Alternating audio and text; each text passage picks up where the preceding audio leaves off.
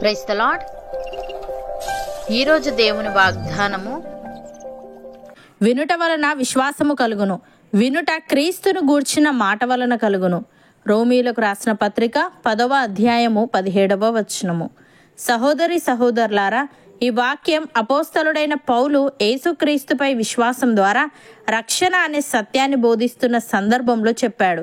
ఈ ప్రత్యేక వచనంలో ఒకరు విశ్వాసాన్ని అభివృద్ధి చేసుకోవడానికి దేవుని వాక్యాన్ని వినడం యొక్క ప్రాముఖ్యతను పౌలు తెలియజేశాడు. విశ్వాసం అనేది ఈ వచనంలో కేంద్ర బిందువు.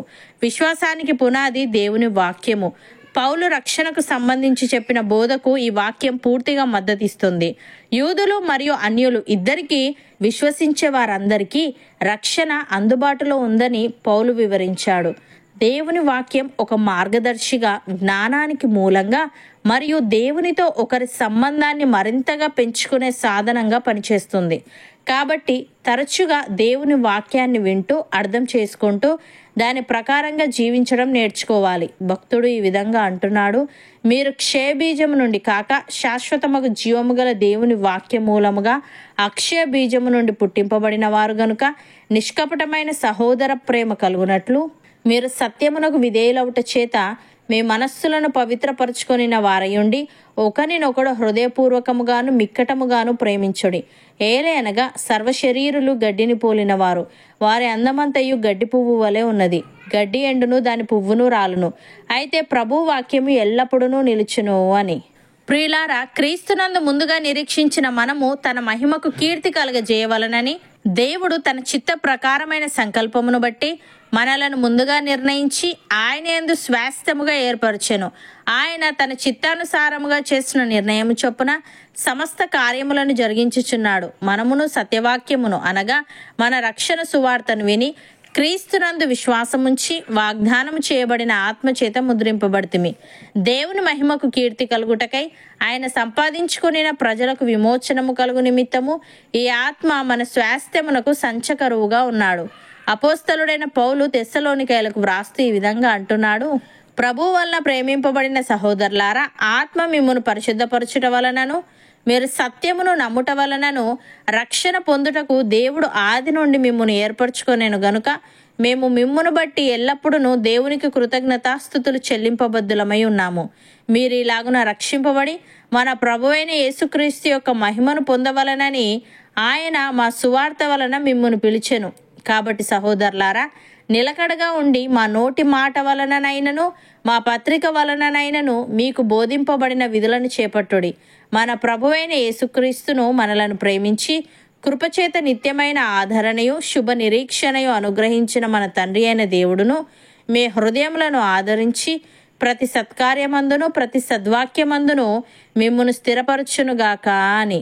సహోదరి సహోదరులారా, ప్రభువు దయాళుడని మీరు రుచి చూచి ఉన్న ఎడల సమస్తమైన దుష్టత్వమును, సమస్తమైన కపటమును, వేషధారణను, అసూయను, సమస్త దూషణ మాటలను మాని క్రొత్తగా జన్మించిన శిశువులను పోలిన వారే నిర్మలమైన వాక్యమును పాల వలన రక్షణ విషయముల ఎదుగు నిమిత్తము ఆ పాలను అపేక్షించుడి. మనుష్యుల చేత విసర్జింపబడినను దేవుని దృష్టికి ఏర్పరచబడినదియు అమూల్యమును సజీవమునైన రాయియగు ప్రభువునొద్దకు వచ్చిన వారమై యేసుక్రీస్తు ద్వారా దేవునికి అనుకూలములగు ఆత్మ సంబంధమైన బలులను అర్పించుటకు పరిశుద్ధ యాజకులుగా ఉండునట్లు మనమును సజీవమైన రాళ్లవలే నుండి ఆత్మ సంబంధమైన మందిరముగా కట్టబడుచున్నాము.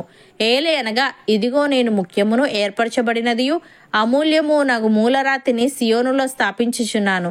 ఆయన యందు విశ్వాసముంచువాడు ఏమాత్రమును సిగ్గుపడడు అను మాట లేఖనమందు వ్రాయబడి ఉన్నది. విశ్వసించుచున్న మనకు ఆయన అమూల్యమైన వాడు.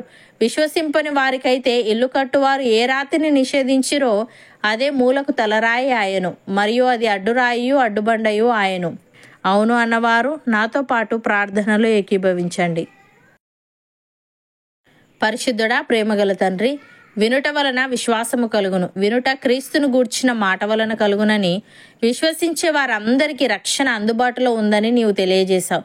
తను నీకు స్తుతులు దేవా. మేము క్షయబీజము నుండి కాక శాశ్వతముగు జీవము గల నీ వాక్యమూలముగా అక్షయ బీజము నుండి పుట్టింపబడిన వారము గనుక నిష్కపటమైన సహోదర ప్రేమ కలుగునట్లు మేము సత్యమునకు విధేయులమౌట చేత మా మనస్సులను పవిత్రపరచుకొనిన వారమై ఉండి ఒకరినొకరము హృదయపూర్వకముగాను మిక్కటముగాను ప్రేమించే వారముగా ఉండుటకు సహాయము దయచేయమని, సమస్తమైన దుష్టత్వమును, సమస్తమైన కపటమును, వేషధారణను, అసూయను, సమస్త దూషణ మాటలను మాని క్రొత్తగా జన్మించిన శిశువులను పోలిన వారమై నిర్మలమైన వాక్యమును పాల వలన రక్షణ విషయంలో ఎదుగు నిమిత్తము ఆ పాలను అపేక్షించే వారముగా ఉండుటకు కృపచూపమని, మా హృదయములను ఆదరించి ప్రతి సత్కార్యమందును ప్రతి సద్వాక్యమందును మాలో ప్రతి ఒక్కరిని నీవే స్థిరపరచమని యేసుక్రీస్తు నామమున ప్రార్థిస్తున్నాము తండ్రి. ఆమెన్.